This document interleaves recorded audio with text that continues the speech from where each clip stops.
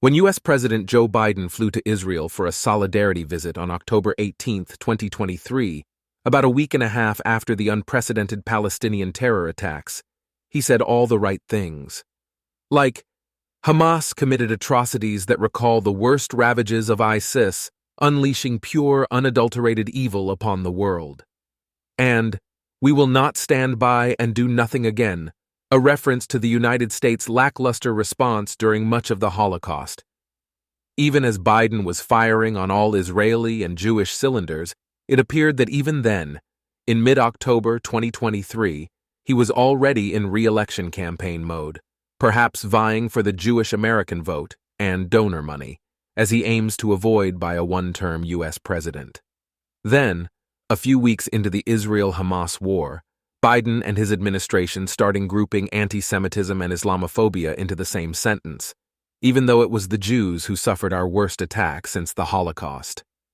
In November, amid soaring anti-Semitism in the U.S. against the backdrop of the Israel-Hamas war, Biden's vice president, Kamala Harris, found the gall to spiritlessly unveil an anti-Islamophobia strategy just one day after the FBI director told senators that anti-Semitism is reaching historic levels in the U.S. As 2023 came to a close, Biden's administration started ramping up its calls for Palestinian statehood. The U.S. has been advocating for a contact group with its Middle East allies in an effort to coalesce around a united policy for managing the Gaza Strip after the Israel-Hamas war.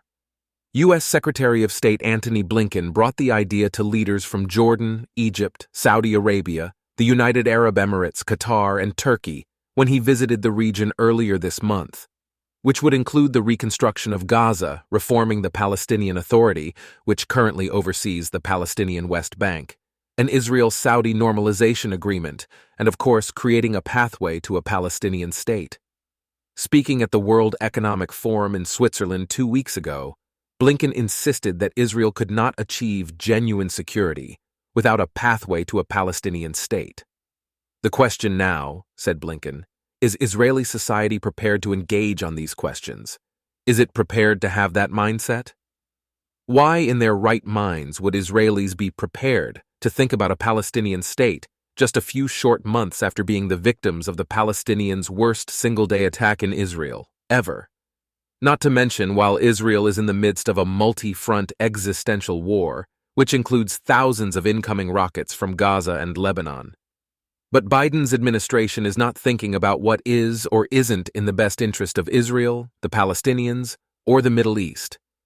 Would they be?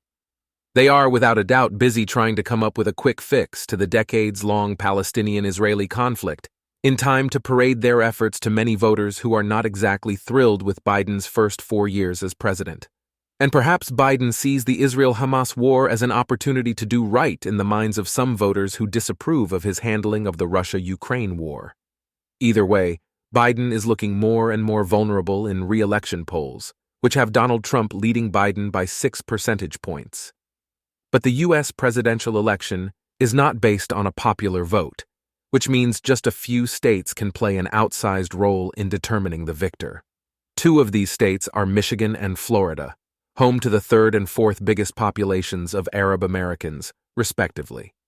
In 2012, Florida was decided by a margin of less than 5%, and a recent poll showed that Trump would emerge victorious over Biden in Florida in a head-to-head matchup.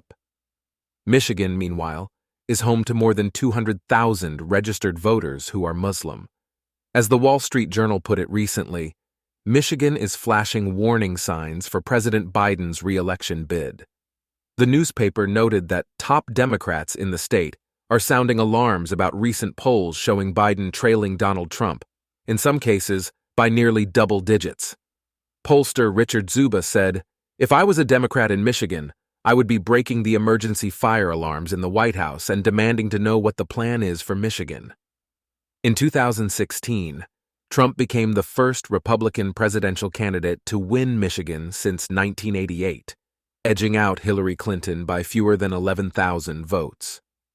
4 years later, Biden won the state by a margin of more than 150,000 votes over Trump. but recent polls show that Trump now has a sizable lead in Michigan. And while there are a number of factors at play, a critical one is whether the state's Muslim population will come out for Biden or sit the election out.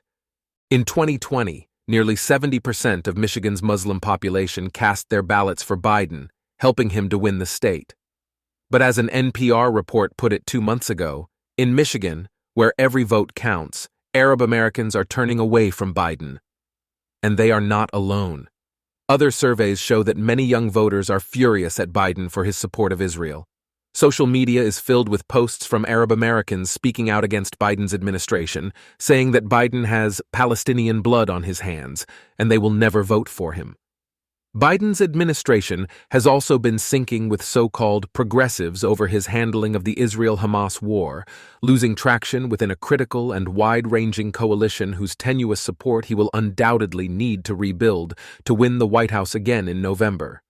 Ella Emhoff, the stepdaughter of Vice President Kamala Harris, has even taken part in a public fundraising campaign for Gaza, writing that the campaign was supporting urgent relief for Gaza's children, and attaching the appeal to her Instagram page, which has 315,000 followers.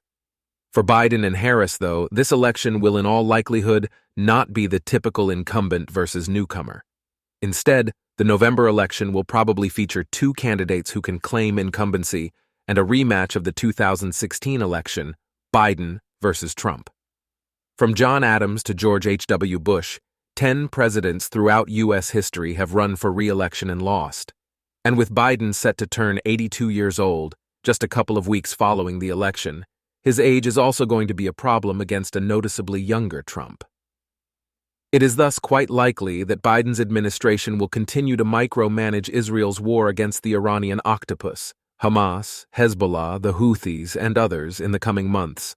According to a report this weekend, Biden is now discussing using weaponry sales to Israel as leverage to convince the Israeli government to heed U.S. calls to scale back its military response in the Gaza Strip, a response that Biden fully endorsed just a few months ago. Don't be surprised, therefore, if getting the Israelis to agree to a Palestinian state comes next. Not because it is what's in the best interest of Israel, an American ally, or even in the best interest of America, but because it might be the only chance for Biden to win the 2024 U.S. presidential election.